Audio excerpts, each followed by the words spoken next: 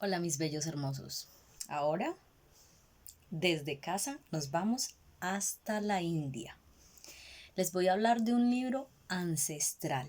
Se llama el Mahabharata. Mahabharata en español significa la gran guerra. Esta es una de las mayores obras épicas de la literatura india, junto con el Ramayana. Aún no he hecho el video del Ramayana, pero sé que mis estudiantes ya tienen una idea de lo que es porque en clase alcanzamos a hablar de él. Luego, de todas maneras, haré el videito del Ramayana. Esta fue escrita por un hombre, o realmente fue relatada por un hombre. Me refiero a que él la dictó y un dios la escribió. Ese es el gran mito que hay acerca de este libro. Este hombre que la relató se llamaba Vyasa. Él es familiar de los personajes de esta historia. El Mahabharata se considera como la epopeya más grandiosa y extensa en el mundo entero. O sea, no hay un solo libro epopéyico más grande que este. Se compone de 19 partes con un total de 120.000 estrofas que parten desde el final de la edad védica, pues de los Vedas, hasta el siglo VI de la era cristiana. Imagínense, y ustedes a veces se quejan porque yo los ponía a hacer un soneto. Imagínense un libro de estos 120.000 versos, muchachos. Mejor dicho, necesitamos todo el bachillerato para hacerlo. Según la leyenda, el propio Brahma, para quienes no saben, acotación, Brahma es el mayor dios hindú. Brahma es el creador, Brahma es el fundador, Brahma es el dios más grande que tiene el hinduismo. Y el propio Brahma, creador del universo para ellos, se presentó ante un sabio, un hombre sabio, pero era un mortal común y corriente, llamado Vyasa. Le dijo que él le iba a poner una tarea, pero que para esa tarea le iba a poner como apoyo a otro dios que se llama Ganesha. ¿Saben quién es Ganesha? Ese dios hindú que tiene trompita de elefante, unos ojos todos lindos como femeninos y todo, pero trompita de elefante, ese es Ganesha. Ok, entonces lo que le dijo realmente es que Vyasa, el mortal, iba a dictar el libro y Ganesha, el dios, lo iba a escribir a toda carrera, ¿ok? Que él simplemente se iba a sentar a hablar, hablar, hablar, hablar y el dios iba a escribir. Y que necesitaba pues que contara la historia de la India y de todo su pueblo. Y tenía realmente este texto, tenía un fin, o sea, el dios Brahma le dijo a él que tenía un fin y era que difundiera las enseñanzas de los dioses a las clases pobres y marginadas de la enseñanza religiosa porque las clases pobres allá no recibían religiosidad, no recibían instrucción religiosa. Entonces el Dios quiso hacer este libro para que las personas marginadas recibieran esta instrucción religiosa. Bueno, iluminado por un don divino del mismo Brahma, Vyasa comienza a recitar de memoria toda la epopeya. Imagínense ustedes recitar de memoria 120.000 versos, hermanos. Y ustedes se quejan porque Sandrita los pone a decir un párrafo, un párrafo, y este man recitó de memoria 120.000 versos. Me parece que les ganaron. Ganesh, pues esta divinidad que les digo yo, que está como representada con la cabeza del elefante, es hijo de un dios muy grande para el hinduismo que se llama Shiva, y él la escribió. La orden era que no se podía detener. Entonces da la casualidad de que Ganesha estaba escribiendo, escribiendo, escribiendo, escribiendo y ¡pa! Se le partió el lápiz con que estaba escribiendo. Pues la pluma, se le partió la pluma con que estaba escribiendo y él no vio nada más que hacer que partirse un colmillo y seguir escribiendo con el colmillo. A partir de allí, todas las imágenes de Ganesha que aparecen con un colmillo roto. Chévere esa historia de por qué el colmillo roto en todas las imágenes de Ganesha. Se supone que para unos está escrito o que pues sucedió exactamente cuando se quiebra el colmillito y sigue escribiendo en febrero del año 3102 antes de Cristo. Ayer, no más, potito, no más. Bastante antiguo el texto que estamos. Y algunos escritores lo ubican exactamente como que todo sucede más o menos temporalmente después de la época de Buda, más o menos entre el año 420 y el año 368 antes de Cristo. Bueno, para que ustedes se hagan una idea de la importancia de esta obra literaria, les voy a mencionar un dato supremamente curioso. Es la más larga jamás escrita. En comparación a otros textos escritos, el Mahabharata es 6 veces más extenso que si cogemos la Ilíada, la Odisea y las juntamos. O sea, la Ilíada es larga, la Odisea es larga. Las juntamos y el Mahabharata es 6 veces más largo que ellas dos juntas. Y es 4 veces más extenso que la Biblia, juntando el Antiguo y el Nuevo Testamento, juntando todo lo de la Biblia, el Mahabharata es 4 veces más grande que eso. Es un texto larguísimo. Es un relato inicialmente de transmisión oral, razón por la cual no existe una única versión del texto, porque el texto realmente fue pasado de transmisión oral durante años y años y años y años y años hasta que realmente se escribe, y aún después de escrito siguió transmitiéndose oralmente. Eh, es una obra destinada a ser contada y representada en teatro. O sea, la hicieron exactamente para eso. La idea de ellos era hacer un baile bastante popular y así de manera popularizada enseñar o llevar al pueblo las enseñanzas de los dioses. Ustedes saben que en India está Bollywood y que ellos bailan, ¿cierto? Y hacen sus lindas mundras, que son todos los movimientos que hacen con las manos. Eso no es simple baile, no crean. Pues entonces el Mahabharata está escrito para ser representado en baile, en teatro y todo, para que absolutamente todo el mundo conociese pues qué era lo que se decía ahí, porque los dioses querían llegar a absolutamente todo el mundo. Eh, Hacer entonces un resumen del Mahabharata pues resultaría un poquito difícil, aún para una persona con mi memoria, porque tiene demasiadas historias, pero lo bueno es que digamos que entre tantas historias, la gran mayoría de ellas está entrelazada por una historia específica, que es la que yo les voy a contar, ¿cierto? Es como una historia que entreteje todas las demás historias y es la hostilidad, la guerra, la pelea, como le quieran llamar, entre dos familias. Que se disputaban un trono, ¿cierto? El trono de Hastipura. Ay, perdón, Hastinapura. Bueno, el Mahabharata narra dentro de sí la desaparición de la descendencia de Krishna, o sea, un personaje esencial, tanto dentro de su mitología, tanto dentro de sus mitos, como en su vida real y cotidiana todavía en el 2020. Con ella, con esta obra se inicia, bueno, en esta obra se explica cuando Krishna como que muere o bueno, desaparece absolutamente todo su linaje y llega una era que llaman del Kali Yuga. Que según la mitología india es la última era de la humanidad, o sea, la era que nosotros estamos viviendo en este momento. La traducción al español de Kali Yuga sería como una era negra. Y obviamente le llaman una era negra, pues miremos solamente esta cuarentena en que estamos viviendo, en que todos los valores y las virtudes de la humanidad se desmoronan. Es una era de guerras, de luchas, de avaricia, de codicia, donde el poder y el deshonor pues como se ha metido en los corazones humanos y nos hemos alejado de todas las enseñanzas de los dioses. Para ellos pues el Mahabharata pues cuenta todo esto y cuenta específicamente lo que pasó en esta era. Se los voy a partir como en tres grandes partes. Bueno, en la primera parte digamos que al principio se da una descripción 100% mitológica, o sea, toda la parte inicial del texto es mitológica, no hay forma de comprobarla.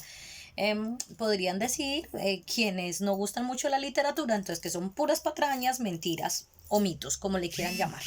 Y hablan acerca de distintos continentes de la Tierra, cómo se crean los distintos continentes y cómo se crean los océanos, pero hablan hasta cómo se crea el agua salada, el agua dulce, cómo se crea la leche, la mantequilla y así sucesivamente. Hablan de la creación de otros planetas y de sus habitantes, y luego se enfoca específicamente en Bharatavarsha. Bharatavarsha es la India.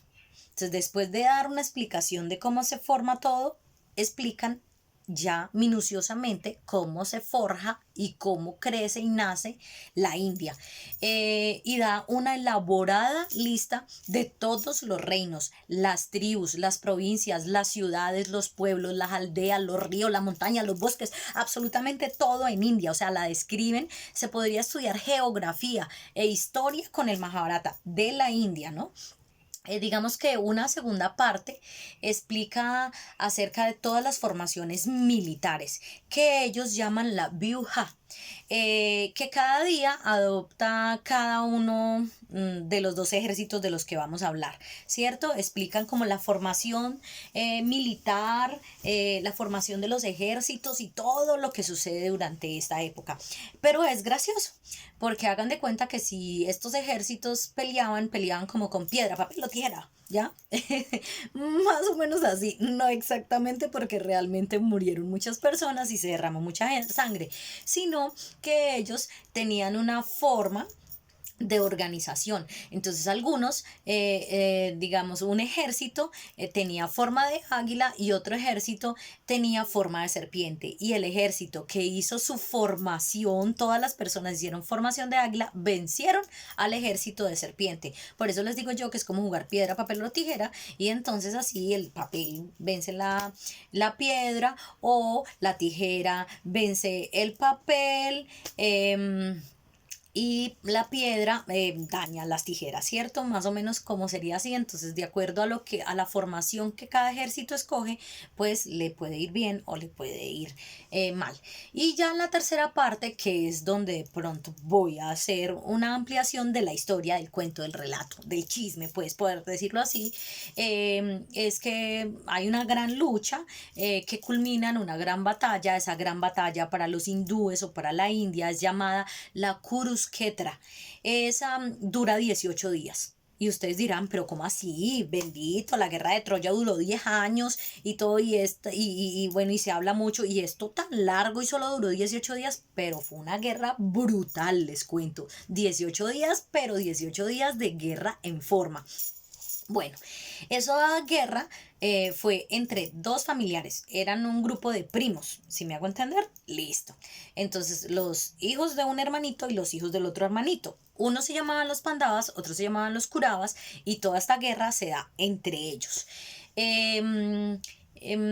Bueno, y finalmente, pues voy a hacer spoiler, los Pandavas ganan esta guerra, y el Mahabharata termina con la muerte del dios Krishna y el final de su dinastía y el ascenso como de los personajes principales o sí, de los personajes centrales a un planeta celestial junto a los dioses. O sea, ellos no mueren realmente en la guerra, pero finalmente sí ascienden como en cuerpo y alma a un lugar celestial a vivir con los dioses, porque fueron tan buenos, tan nobles, se comportaron de tan manera, tan dignos, que pues se fueron a vivir allá con los dioses.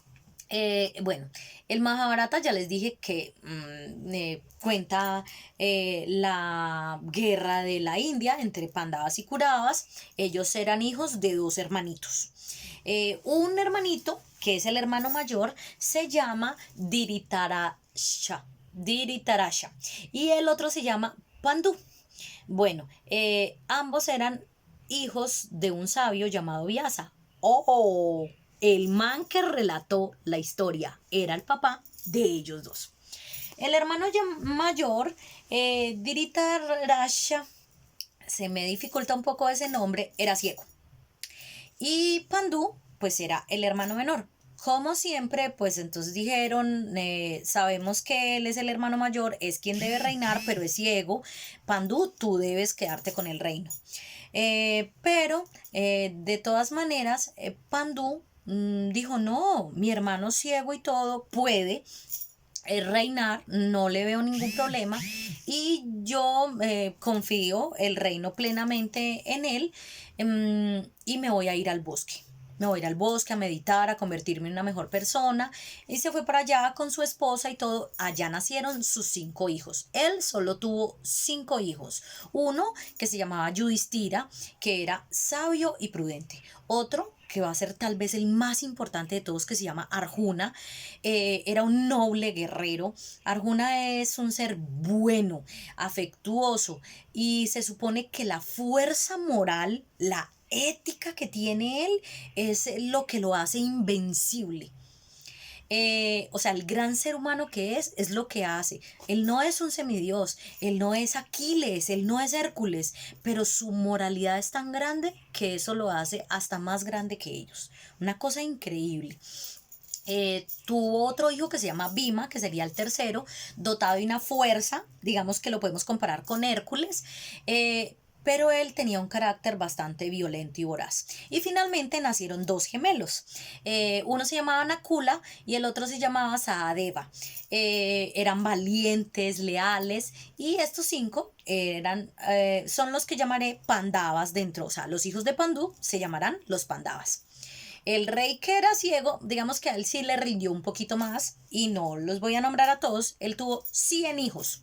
O sea, Pandú tuvo 5, el otro tuvo 100, un poquito más nomás. Uno de sus hijos, digamos que el más importante dentro de esta historia, se llamaba Duryodhana. Y él como el líder de todos los que llamaremos los Kauravas. Entonces, los hijos del rey ciego serán los Kauravas. Y los hijos del Pandú, que se fue al desierto a meditar, se llamarán los Pandavas. Ok, los príncipes, bueno, empezaron a crecer, pero lastimosamente Pandú murió durante la infancia de sus 5 hijos, cuando estaban muy pequeños. Y entonces su tío, el ciego, los mandó a llamar, pero él continuó siendo el rey. Junto con un tío que él tenía, que se llama Bhishma. Él había hecho un voto de celibato, el señor no se podía casar, no podía tener familia. Bueno, los príncipes Pandavas y Kauravas se criaron juntos, fueron educados y entrenados de la misma manera, y los dos grupos de príncipes pues estaban titulados para que alguno de ellos fuera el sucesor al reino. O sea que no necesariamente el hijo primogénito del hombre ciego que estaba reinando iba a ser el rey, sino que cualquiera de los Pandavas también podía ser rey. Eso le molestaba muchísimo a los Kauravas, y siempre tenían como esa espinita y esa rabia de por qué, ¿cierto?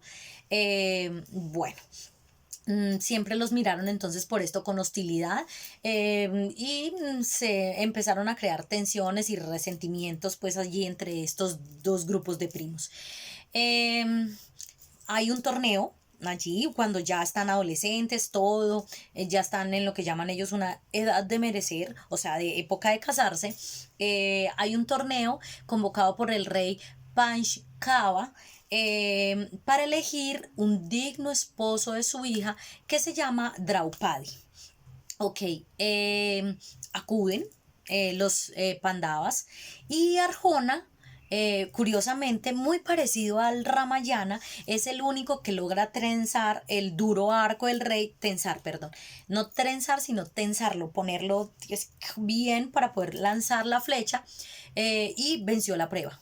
Entonces Arjuna, que era este hombre súper ético, súper moral, súper bueno, se ganó la princesa, a Draupadi.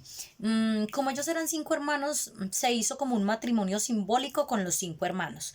Arjuna era el único que se acostaba con ella, era el único que la besaba, pero para el mundo ella era la esposa de los 5, simbólicamente. Los Pandavas mejoraron el país de ella cuando se casan, ¿cierto? Establecieron su capital en Indraprastha, realizando el sacrificio del caballo con gran pompa. El sacrificio del caballo es una fiesta que ellos realizan con un caballo del color del sol, o sea, un caballo amarillo, y a partir de esto, bueno, se hace toda una gran ceremonia hindú que aún en el 2020 es bastante conocida y respetada. Los Kauravas fueron también invitados pues a esta realización, pero viendo que a los Pandavas les había ido súper bien en el otro reino en que estaban, se sintieron ofendidos y se sintieron ridiculizados. Sintieron celos, resentimiento, igual ya no los querían desde pequeños, y se fueron de nuevo para su casa donde estaba el papá, que era el ciego, pues ahí como a ver qué hacían, como para vengarse de ellos, porque qué piedra que les estuviera yendo tan bien y que tuvieran ese reino tan bonito y todas las cosas tan organizadas. Conspiraron contra los Pandavas entonces y los invitaron a un juego. Pero obviamente todo el juego estaba arreglado para que los Pandavas perdieran, por medio del cual les ganaron absolutamente todo. O sea, les ganaron el reino, les ganaron las riquezas, todo, incluso sus soldados y su ejército. Los Pandavas lo perdieron todo, todo de nuevo. Al punto de que los Kauravas, estos primos que eran 100, insultan y maltratan a la esposa, a Draupadi, en presencia de todos. Pues eso los ofendió de una manera increíble. Pues el reino definitivamente estaba muy ofendido. Digamos que la parte de India Oriental había apoyado siempre a los Pandavas, pero después de perder el juego, aunque hubiese sido arreglado lastimosamente, como que el castigo fue que los Pandavas se tenían que exiliar a vivir al bosque 12 años, y además de eso se tenían que quedar un año más haciendo una acción especial. Se supone que después de eso podrían regresar y entonces recuperarían su reino. Los Pandavas fueron muy juiciosos, se fueron 13 años, meditaron, hicieron un mosca. Un mosca es perdonar, pedir perdón, establecer una armonía con el cosmos, con la naturaleza, los animales, los seres humanos, estar bien consigo mismo y con los demás. Y alcanza uno con eso el Dharma, o sea, el equilibrio perfecto entre la mente, el cuerpo, el corazón, absolutamente todo. Volvieron y los Kauravas eran tan malas personas que ni siquiera así les devolvieron el reino, no les devolvieron nada horrible. Obviamente esta actitud dio lugar a una gran guerra familiar, que es la superguerra. Allí, bueno, a los 100 Kauravas se les unieron ejércitos y a los Pandavas también se les unieron ejércitos. Los Kauravas se les unieron dos grandes ejércitos, pero de todas maneras, aún así, ellos eran más. Los Pandavas obtuvieron pues la victoria final. Los Pandavas fueron ayudados por Sri Krishna, y por otros parientes, y a ellos se les sumaron 7 batallones. A los Kauravas, que eran 100 de por sí, les ayudaban también sus parientes y amigos, sumándose su ejército con 11 batallones. De todos modos, seguían siendo muchísimos más que ellos.